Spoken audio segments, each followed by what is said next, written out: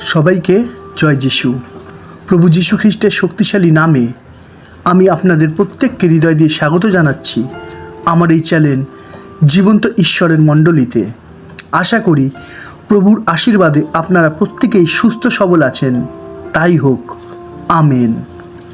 আসুন আজকের অনুষ্ঠান শুরু করার আগে আমরা একটা প্রার্থনা করে নিই। প্রভু, তোমায় ধন্যবাদ দিই তোমার চরণতলে একত্র হওয়ার এই সুন্দর সময় ও সুযোগ করে দেওয়ার জন্য। প্রভু গো, তুমি যেমন বলেছ যে প্রচুর আহুত কিন্তু অল্পই মনোনীত, তাই তোমায় ধন্যবাদ দিই তোমার এই জীবন্ত মণ্ডলীর অল্প কয়েকটা সন্তানের জন্য। আমি প্রার্থনা করি তোমার এই মণ্ডলীকে সদা সর্বদা তুমি পরিচালিত করো তোমারই পবিত্র আত্মার দ্বারা।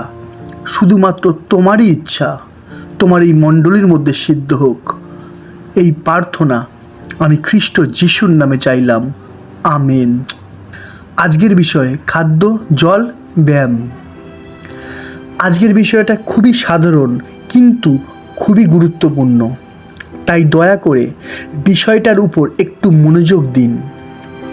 দেখুন, আমাদের বেঁচে থাকার জন্য, সুস্থ সবল থাকার জন্য দরকার খাদ্য, জল আর ব্যায়াম, তাই না?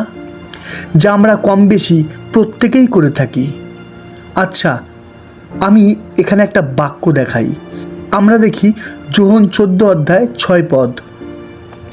যিশু তাহাকে বলিলেন, আমি পথ ও সত্য ও জীবন, আমাদিয়া না আসিলে কেউ পিতার নিকটে আইসে না। প্রভু বলছেন যে তিনি পথ, আর সেই পথের মধ্যেই আছে সত্য, আর সেই সত্য যে জানতে পারবে একমাত্র সেই পাবে অনন্ত জীবন। অর্থাৎ এই পথে মানে খ্রিস্টীয় জীবনেও আমাদের বেঁচে থাকার জন্য দরকার খাদ্য, জল আর ব্যায়াম। কিন্তু খ্রিস্টীয় জীবনের খাদ্য, জল আর ব্যায়ামটা কি?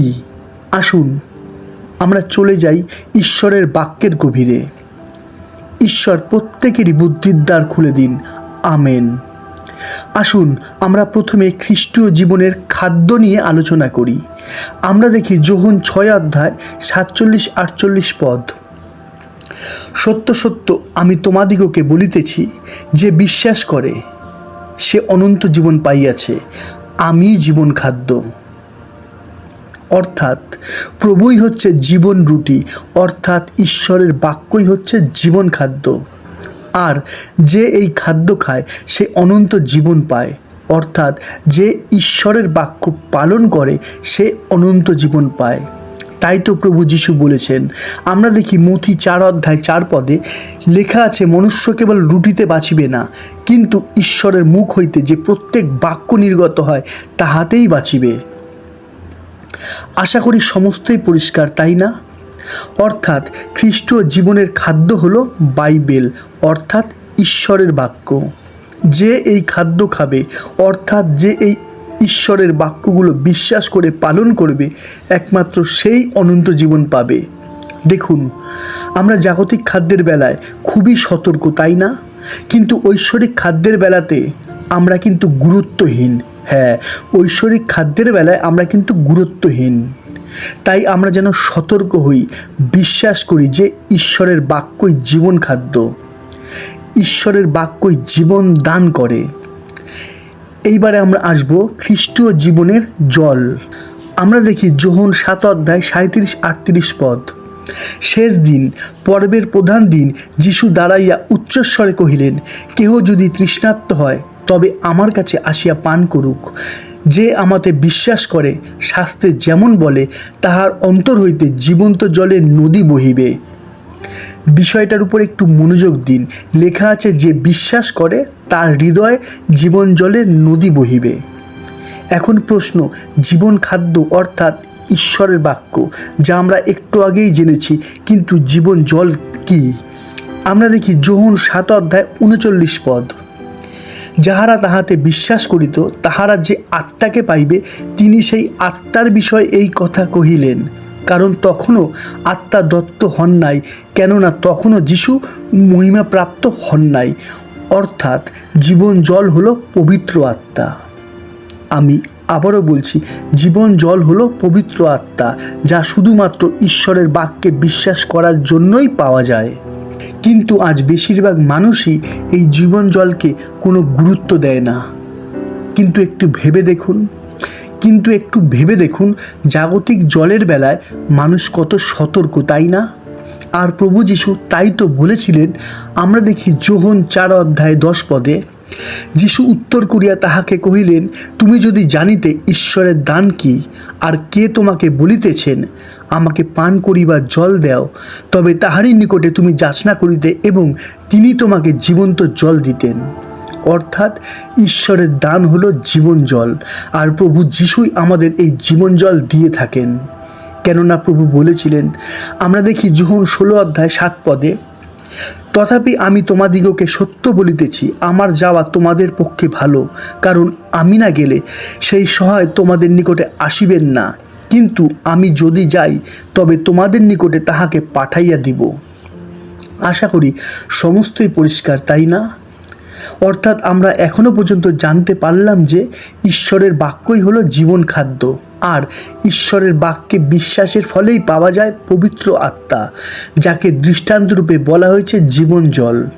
অর্থাৎ এক কথায় ঈশ্বরের বাক্যে বিশ্বাস করে পালন করার অর্থই হলো খ্রিস্টের পথে খাদ্য ও জল গ্রহণ করা। আমি আবারও বলছি, যেমন আমাদের শারীরিক বিষয়ে জল ও খাদ্যের প্রয়োজন হয়, ঠিক তেমনি তার থেকে অনেক বেশি দরকার খ্রিস্টীয় জীবনের জল ও খাদ্য। কেননা শারীরিক জীবন খুব জোর 80 থেকে 120 বছর, আর ঐশ্বরিক জীবন অনন্ত, তাই না? কেননা সবাই জানে যে শরীরের মৃত্যু হয় কিন্তু আত্মা অবিনশ্বর। এইবারে আমি আসছি খ্রিস্টীয় জীবনের ব্যায়াম কি। আমরা দেখি মার্ক 14:38, তোমরা জাগিয়ে থাকো ও প্রার্থনা করো যেন পরীক্ষায় না পড়ো। আত্মা ইচ্ছুক বটে কিন্তু মাংস দুর্বল। প্রভু বলছেন জেগে থাকো। এর অর্থ কি? জেগে থাকার অর্থ ঈশ্বরের বাক্যের মধ্যে থাকা। জেগে থাকার অর্থ ঈশ্বরের ইচ্ছানুযায়ী চলা। জেগে থাকার অর্থ ঈশ্বরের এক একটা বাক্যকে বিশ্বাস করে পালন করা। প্রভু বলছেন প্রার্থনা করো যেন পরীক্ষায় না পড়ো। অর্থাৎ খ্রিস্টীয় পথে পরীক্ষা থেকে রক্ষা পাওয়ার একমাত্র উপায় হলো প্রার্থনা, যাকে আমি দৃষ্টান্তরূপে ব্যায়াম বলে আপনাদের বুঝাতে চাইছি। প্রভু বলছেন আত্মা ইচ্ছুক বটে কিন্তু মাংস দুর্বল। একটু বোঝার চেষ্টা করুন। যেমন আমাদের জাগতিক দিক থেকে এই সমস্যাটা হয়ে থাকে, যেমন রোজই ভাবি সকালে ব্যায়াম করব, ভেতরে ইচ্ছা থাকে কিন্তু হয়ে ওঠে না, কেননা শরীর চাইছে না, অর্থাৎ মাংস দুর্বল, তাই না? ঠিক সেইভাবেও ঐশ্বরিক জীবনের ব্যায়াম অর্থাৎ প্রার্থনার ক্ষেত্রেও আমাদের একই সমস্যা হয়ে থাকে। তাই তো প্রভু বলছেন যে আত্মা ইচ্ছুক কিন্তু মাংস দুর্বল। অর্থাৎ খ্রিস্টীয় জীবনে যেমন জীবন খাদ্য ও জীবন জলের প্রয়োজন আছে, মানে খ্রিস্টীয় জীবনে যেমন ঈশ্বরের বাক্যে বিশ্বাস করে পালন করার দরকার আছে, ঠিক সেইভাবেও খ্রিস্টীয় জীবনে প্রার্থনাও খুব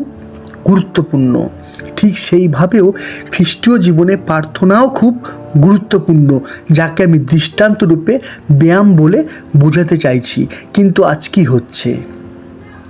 অনেকে বলে থাকবে যে আমি তো প্রার্থনা করি, অর্থাৎ আমি তো রোজই ব্যায়াম করি, তাই না? কিন্তু আমার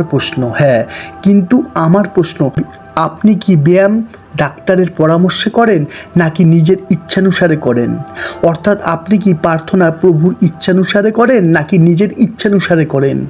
সবাই যদি ঠিক হয় তাহলে কি বাইবেল ভুল?